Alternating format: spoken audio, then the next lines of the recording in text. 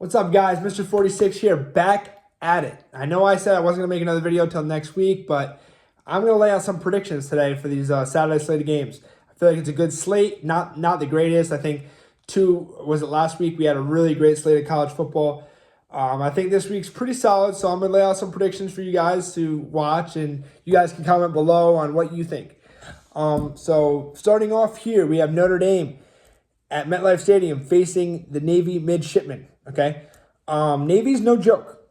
Right, Navy is no joke by any means. Okay, I just think Notre Dame's too much for him, man. I personally think Marcus Freeman has done a good job at Notre Dame. I know once again expectations at Notre Dame are insane, but I think Marcus Freeman's done a good job there. Okay, he's recruited decently. I say decently, he's recruited pretty well, honestly. Transfer Riley Leonard, quarterback coming from Duke. In the first few games had some growing pains. I think he's figuring out the offense more. Not saying he's been great, but he's figuring out the offense more, looks more comfortable there. I think Notre Dame is just too physical for Navy, too big, too athletic.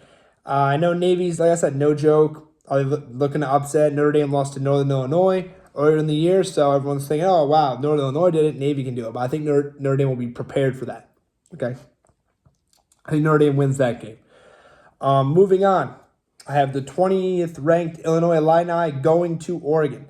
Number 1, Oregon Ducks, okay? Let me just say this here.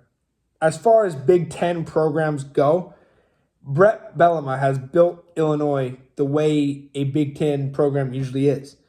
Good run game, disciplined, physical, D-line, O-line, okay? Cold weather, all right? That's what you need in cold weather. Big Ten, Midwest Conference, that's what you need. He just doesn't have the playmakers right now. He doesn't have the playmakers that Oregon has. And I think Oregon at home, Autzen Stadium, offensive firepower, Dylan Gabriel.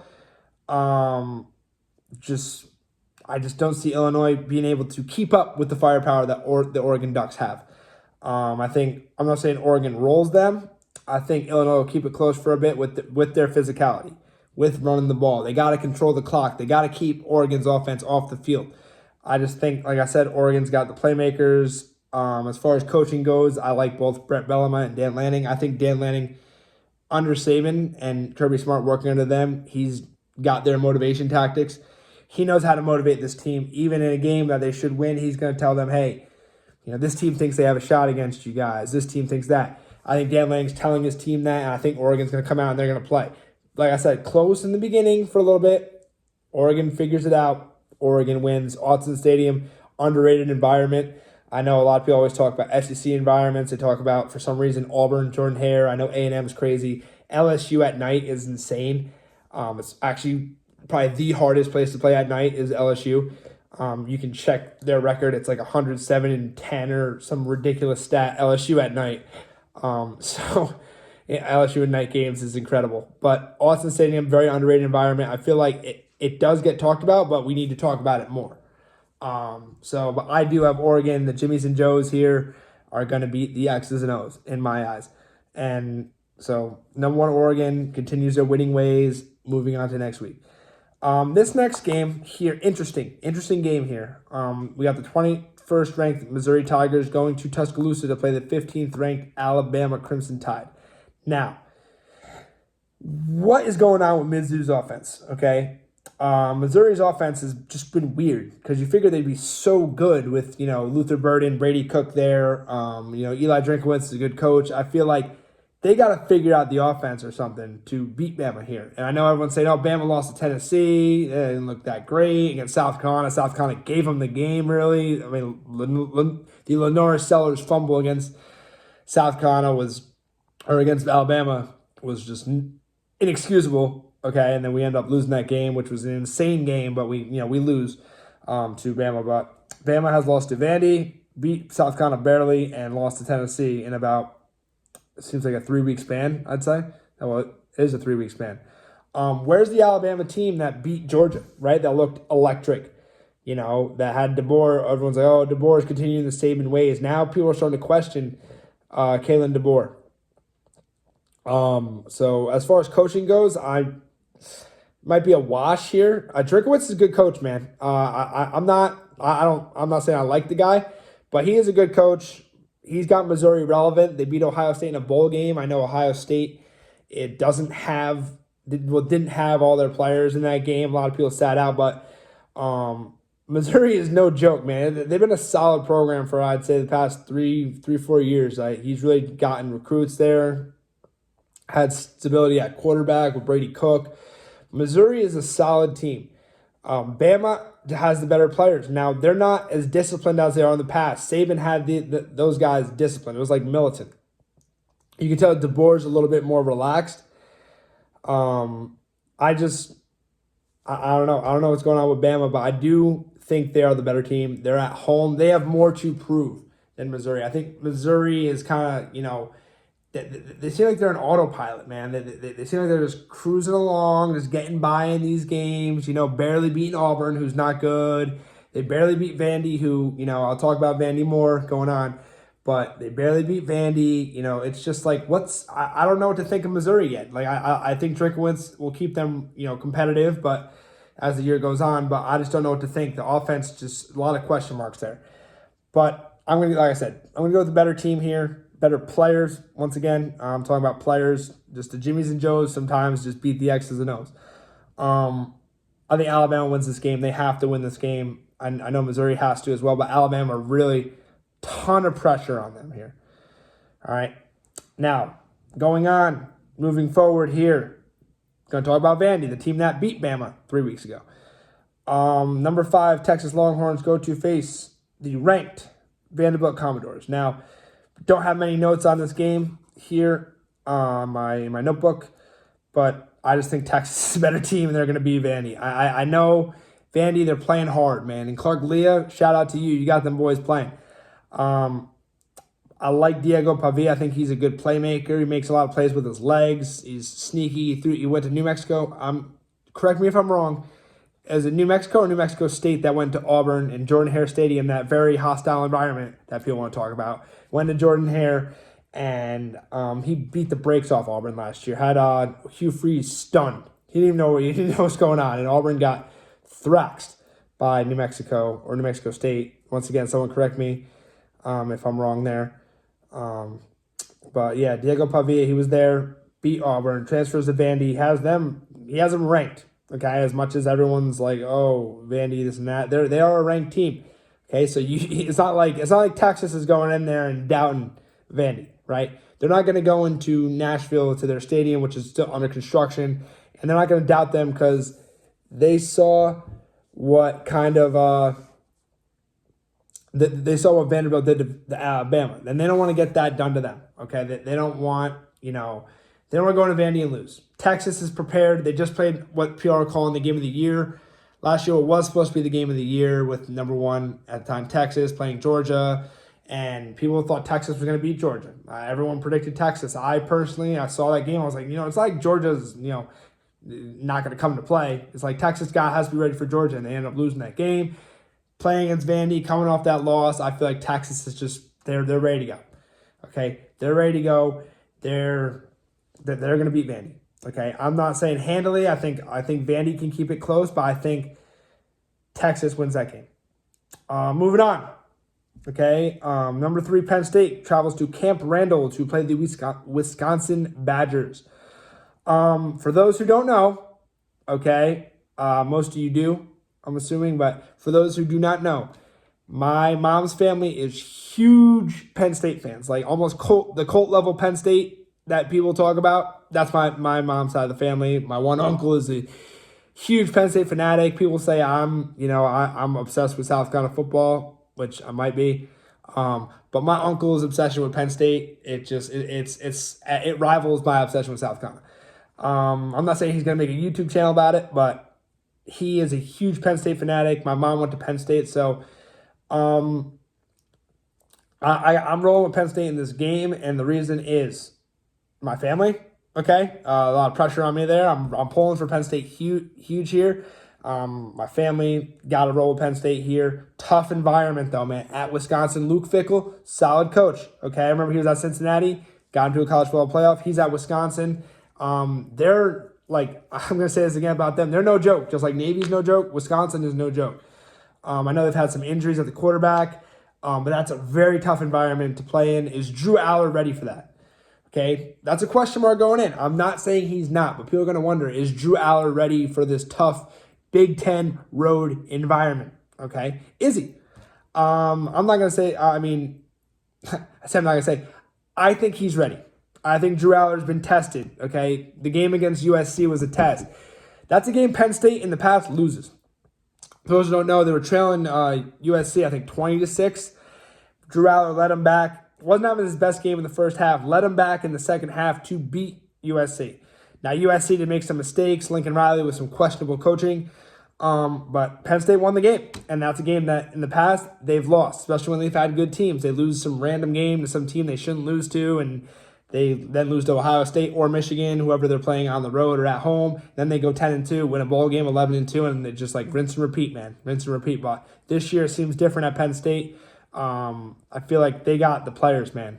Franklin, say what you want about him. He's a good coach, great recruiter. He knows Penn State has to win, and they will win. So let's go Nittany Lions. Let's win it.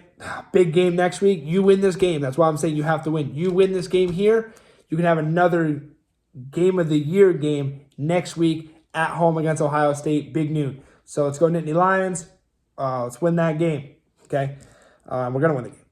So Penn State beating Wisconsin. Moving on to the game of the week in my eyes. Like I said, I'm an SEC homer. Huge SEC game here. Number 8 LSU at number 14 ranked Texas A&M Aggies. Now the 12th man is going to be alive and well. Okay, for those who don't know what the 12th man is, that is the Texas A&M fan base. Okay, they're rowdy, they're excited. I don't think they've been this excited for in a very long time about Texas A&M football. The team is physical. Okay, Mike Elko, when he got the job at A&M, he said he wanted a physical team. He did not want the flashiness that I guess A&M's been flashy for the past few years. He wanted this physical team, tough, gritty, kind of a Big Ten team, but with kind of like a lot more athleticism than a usual Big Ten team, besides maybe the Big Three in the Big Ten or the Big Four or whatever. But he wanted a Big Ten style team, I guess, like a physical, disciplined, just a good, solid football team with the athletic playmaking that A&M has at Texas A&M.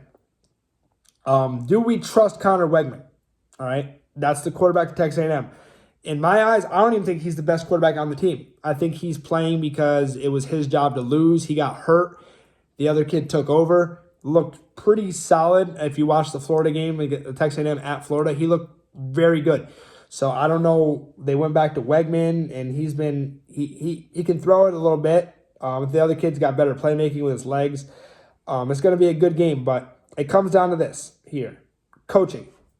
I think it's a wash. I think Brian Kelly's a good coach. I know LSU fans are like, if they watch this, you're going to be like, this guy doesn't know what he's talking about. Brian Kelly's a good coach. He's had LSU solid, okay, for the time he's been there. Okay, I think it's been 3 years he's been at LSU. He's been pretty good, okay. I know the expectations at LSU are to win national championships and win SEC. Sometimes it doesn't work like that, right? LSU will, I'm not saying never, but that 2019 team was insanely talented.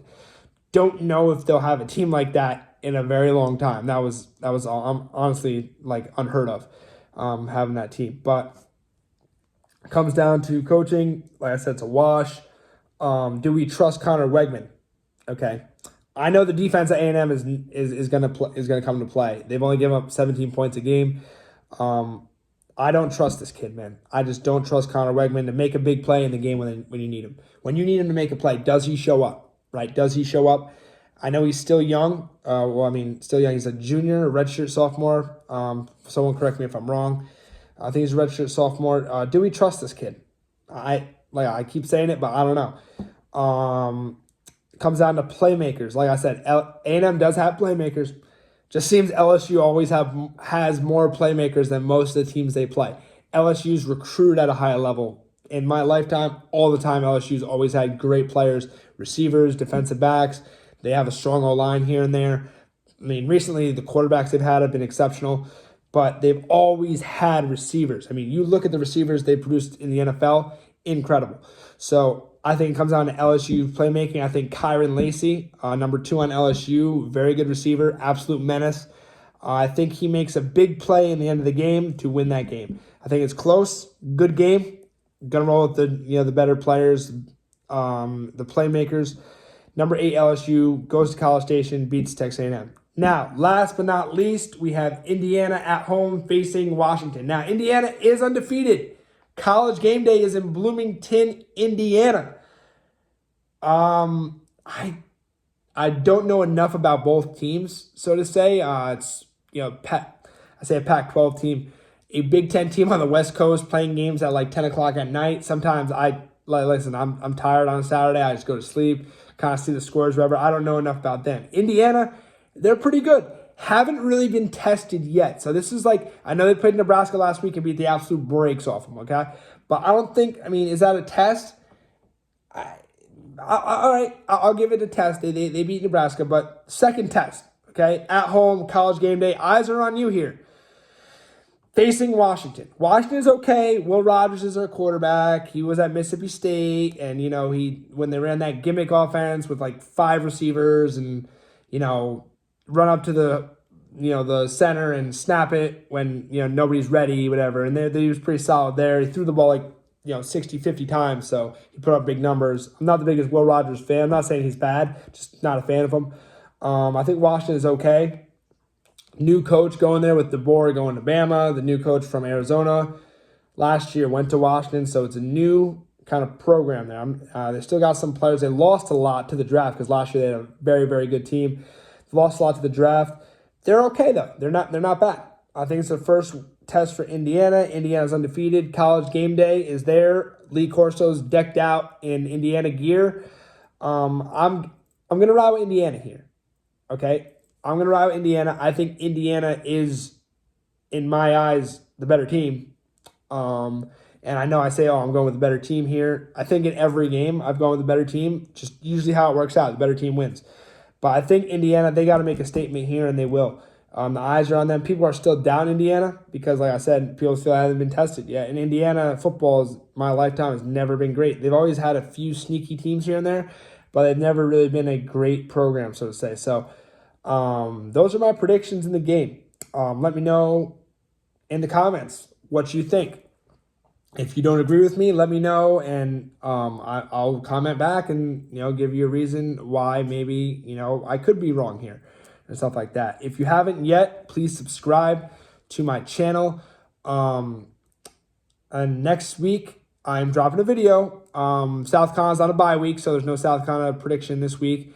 Next week, South Carolina plays Texas A&M. One of my buddies is a big A&M fan. He will be a guest picker with me. I'll do predictions for the game. I'll cover South Carolina against Texas A&M and talk about South Carolina football and what I think will possibly happen in the game next week, barring what I watched, today with Texas A&M facing LSU at home.